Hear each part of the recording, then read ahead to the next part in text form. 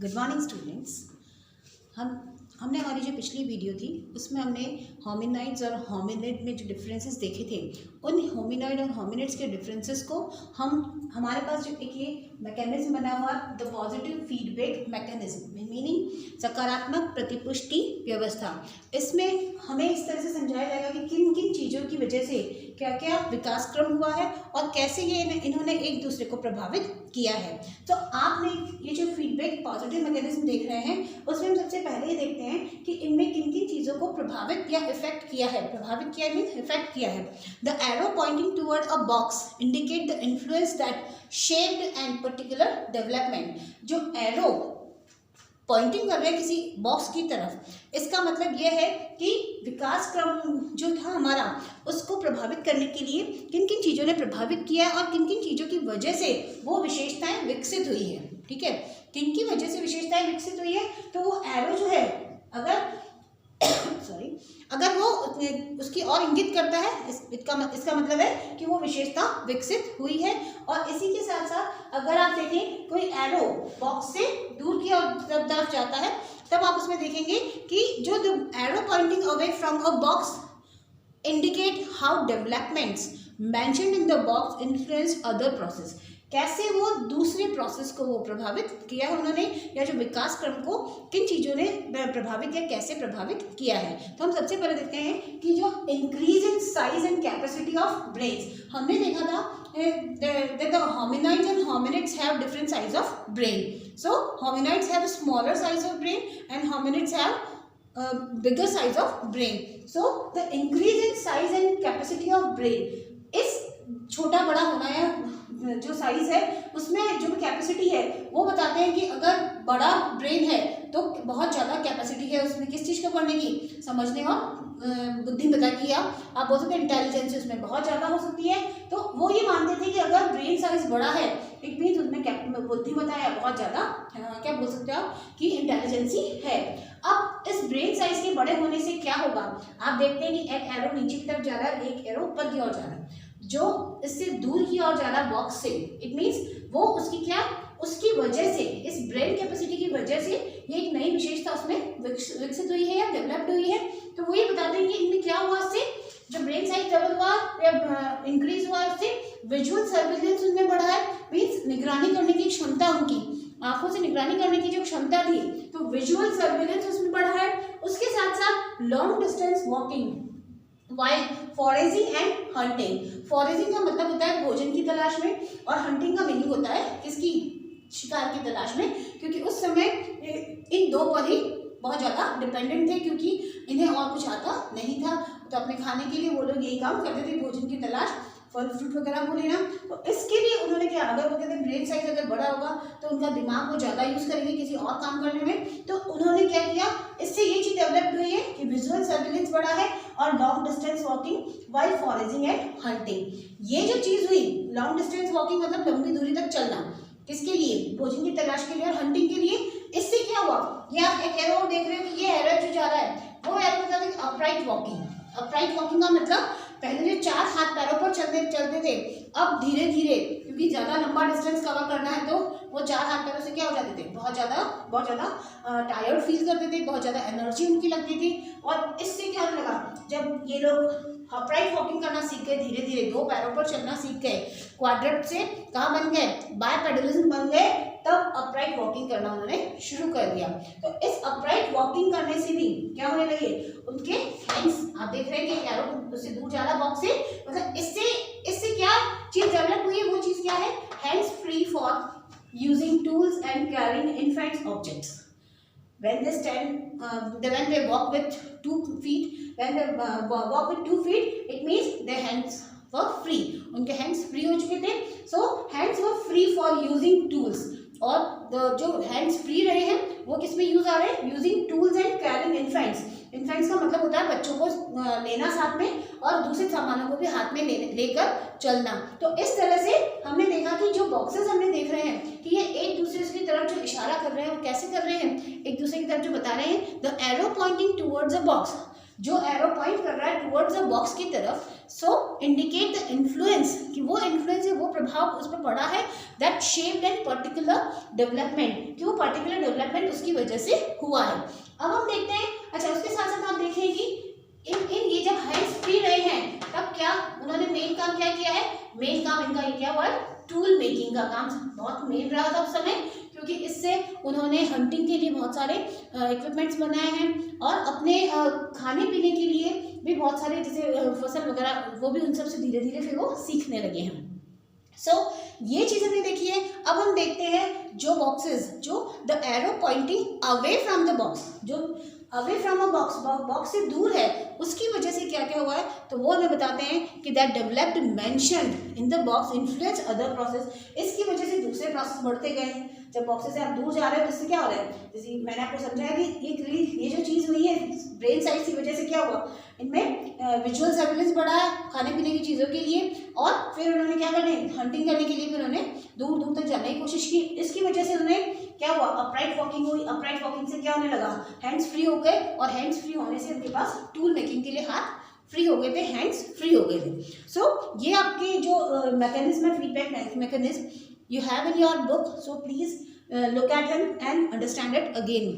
Now for example bipedalism, इसका मतलब ये रहा कि bipedalism का मीनिंग है आपके दो पैरों से चलने वाले। Okay, so bipedalism enable hands to free for carrying inflated object in turn, as hands free were used more and more and upright walking gradually, इस तरह से वो धीरे धीरे चलने लगे, खड़े होकर चलने लगे, एंड बिकेम मोर एफिशिएंट। अब जब आप खड़े होकर चल रहे हो तो आपकी एनर्जी क्या हो रही है, थोड़ी सी, चार हाथ पैरों से चलने पर ज़्यादा एनर्जी खर्च होती है, और दो पैरों से चलने पर उसकी एनर्जी थोड़ी सी कम होने लगी, तो उस एनर्जी को वो कहीं और यूज़ कर रहा है। ठीक है, तो ये एनर्जी जो यूज़ करेगा वो क्या होगा, उसके आगे के डेवलपमेंट के लिए काम आएगी। So apart from the advantage of free hands for various uses, for far less energy is consumed, energy बहुत कम कंज्यूम होगी, and while walking is compared to the movement of quadrupeds, क्वाड्रप्ट्स जो होते थे जिस तरह से वो मूव करते हैं उनकी एनर्जी ज़्यादा वेस्ट होती है, ज़्यादा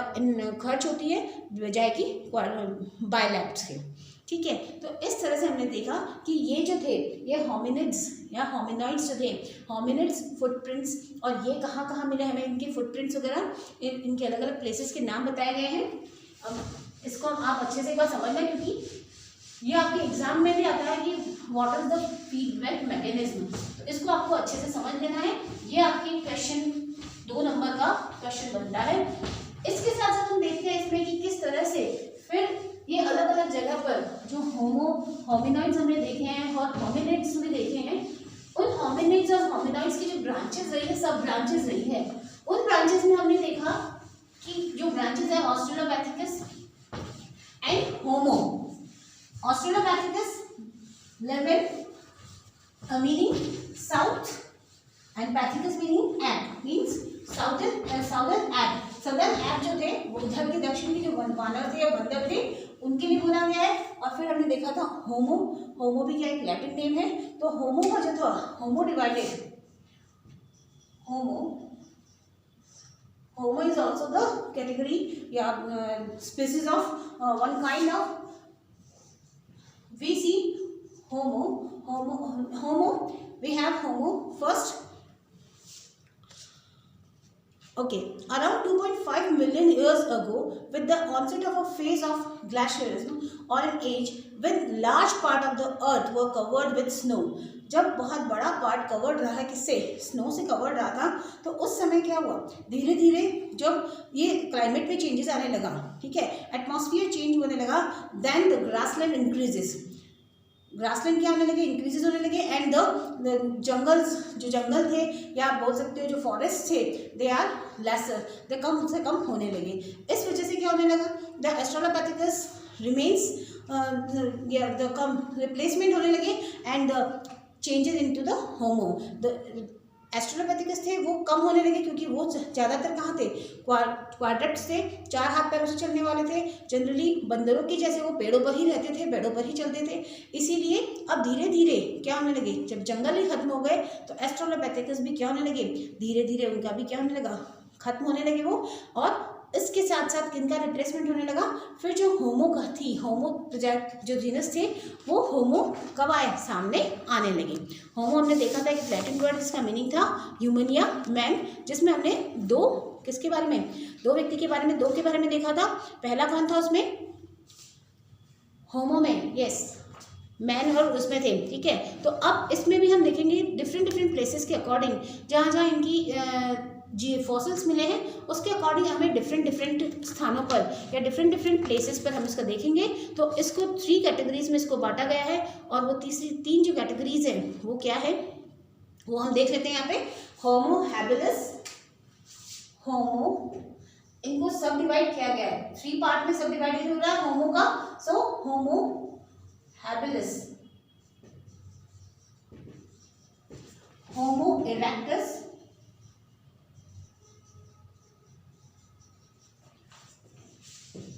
and the third name was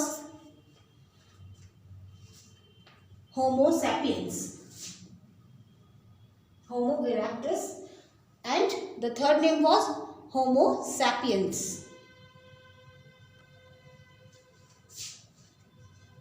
Homo sapiens.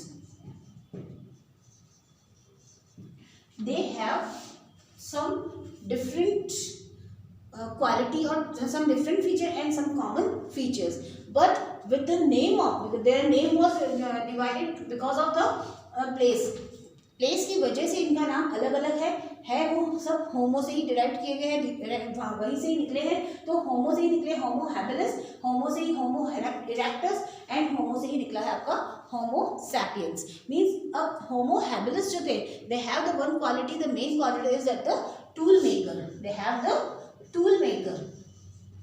क्या थे वो टूल अच्छा बना लेते थे। अब आप देखें टूल मेकर, हमने जो मैकेनिज्म समझा उसमें हमने देखा था कि जो व्यक्ति था वो अपराइट वॉकिंग करने लगा था, और अपराइट वॉकिंग की वजह से they have their hands free, उनके हैंड्स क्या हो गए थे, free, and so they started the tool making for the hunting and the forging, या खाने की तलाश के लिए या हंटिंग के लिए उन्होंने ये काम करना शुरू कर दिया था। तो इस तरह से उन्होंने अपना ये डेवलपमेंट किया है, इस वजह से साथ साथ में इसको इस जगह को बताया गया है। And the homo erectus have the upright man, ये होमो इरेक्टस थे जो सीधे खड़े होकर, द अपराइट मैन, अपराइट अभी प्रॉपर तरीके से खड़े होकर चलने लगे थे, मतलब इनकी इनकी एबिलिटी थी कि ये सीधे खड़े होकर चल सकते थे। एंड द होमो सैपियंस जो थे, जो आज के मानव हम बोल सकते हैं, सो दे हैव द वाइज और थिंकिंग मैन, इनको क्या कहा जाता था, the wise and thinking man, चिंतनशील प्राणी के रूप में इन्हें माना जाने लगा। मतलब इनमें अलग अलग ये लोग रहे, क्वालिटी की वजह से रहे हैं कि इनमें धीरे धीरे जो मस्तिष्क का ब्रेन का जो विकास हुआ वो इनमें ज़्यादा हुआ है। अब हम देखते हैं जो होमो हैबिलिस हैं, इनको ये नाम किस वजह से मिला है, तो होमो हैबिलिस का जो नाम मिला है क्योंकि the fossils were found in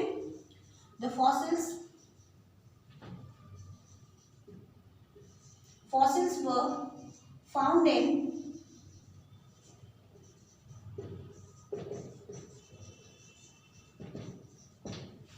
also in Ethiopia. So Ethiopia में ये मिले हैं, एंड एट जो तंजानिया वाला प्लेस था वहाँ पर इनको होमो इन तंजानिया वाला प्लेस है, वहाँ पर भी मिले हैं इसके भी। और ये बहुत होमो एंड तंजानिया इस प्लेस पर कहाँ मिले हैं, होमो हैबिलिस, ठीक है। उसी के साथ साथ जो होमो इरेक्टस हैं, जो अपराइट मैन कहे जाते हैं या सीधे खड़े होकर चलने वाले व्यक्ति हैं, ये कहाँ 2 कॉन्टिनेंट्स में मिले हैं, और 2 कॉन्टिनेंट्स कौन से हैं, Asia and Africa. Different places पर ये हमें मिले हैं, एशिया एंड अफ्रीका के भी डिफरेंट प्लेसेस पर हमें इनका अस्तित्व या फॉसिल्स हमें मिले हैं। और ये जो होमो सैपियंस हैं, so Homo sapiens were found in 2 places, mainly 2 places. The 2 places, the name of the Heidelbergs and the Neanderthalensis, ठीक है।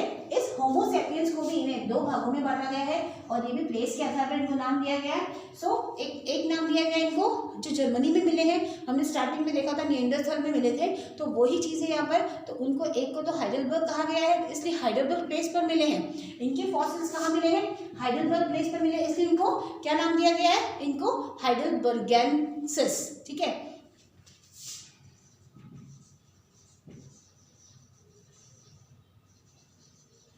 और जो निएंडर वैली में मिले हैं उनको नाम दिया गया है निएंडरथैलेसिस,